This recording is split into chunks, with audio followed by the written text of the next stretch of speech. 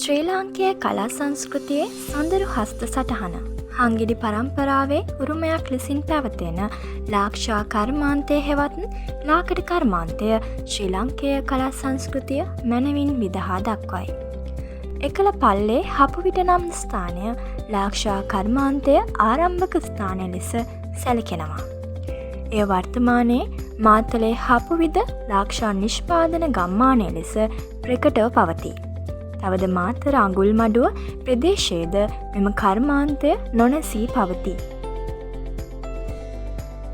ගිනිසපු හා ගන්සූරිය ලී වර්ග ලාක්ෂා කර්මාන්තය සඳහා බහුලව යොදා ගන්නා අතර එය පළමුවෙන් කපා පොතු ගසා ලියවන පට්ටලය ආධාරයෙන් අවශ්‍ය හැඩය මතු කර ගැනීමෙන් පසු වැලිකඩ 16ක ආධාරයෙන් භාණ්ඩයේ මටසිරිටු බව වැඩි කර ගැනීමෙන් අනතුරුව අත්‍යන්ත්‍රයට සවිකර කරකැවීමෙන් ලාක්ෂා ආලේප කරගනු ලබනවා.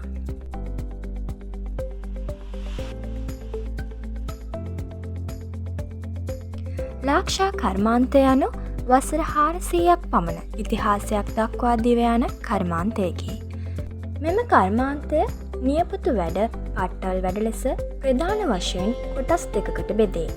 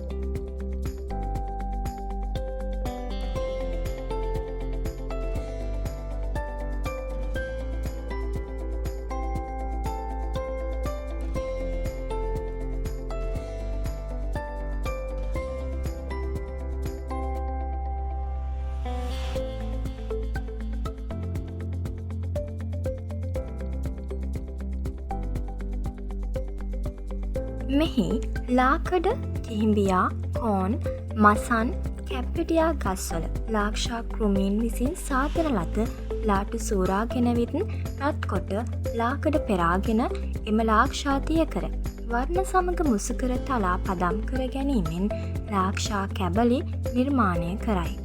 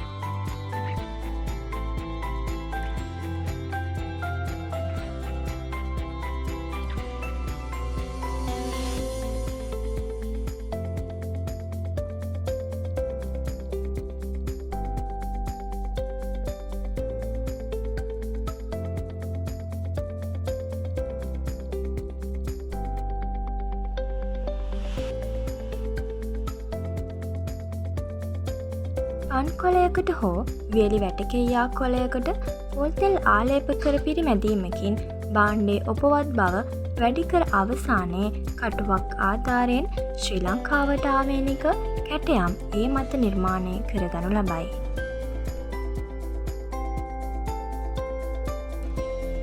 මෙහි නියපොතු වැඩ යනු ලංකාවට අනන්‍ය ක්‍රමයකි. අට්ටල් ක්‍රමය සිසු රටවලද දක්නට ලැබේ. නියපොතු වැඩ ක්‍රමය මහින්දාගමනයෙන් පසු ශ්‍රී මහා බෝධීන් වහන්සේ වැඩමවන අවස්ථාවේ පැමිණි අටලොස්කොළ ශිල්පීන්ගෙන් ලද උරුමයක් බව කියවේ. ලාක්ෂා කර්මාන්තය ආශ්‍රයෙන් විධි නිර්මාණ සිදු කරන අතර ලාක්ෂා කර්මාන්තය ආශ්‍රයෙන් නිර්මාණය කෙරෙන ආභරණ පෙට්ටි, හැඳිවර්ග, අළුබඳුන්, බුලත් තට්ටු, වලලු, මල් බඳුන්, යතුරු රඳවන වීරලු ආදී නොයෙක් විසිතුරු උපාංග මේ අතර කැපී පෙනේ. නුදුරු අනාගතයේදී වියැකී යා හැකි ඉඩකඩක් සහිත බැවින් අප විසින් රැකගත යුතුව පවතින සංස්කෘතික උරුමයක් බව එම ලාක්ෂා නිෂ්පාදන ගම්මානයේ ශිල්පයට උපතින් උරුමකම් ලද්දෝ සාක්ෂි දරති.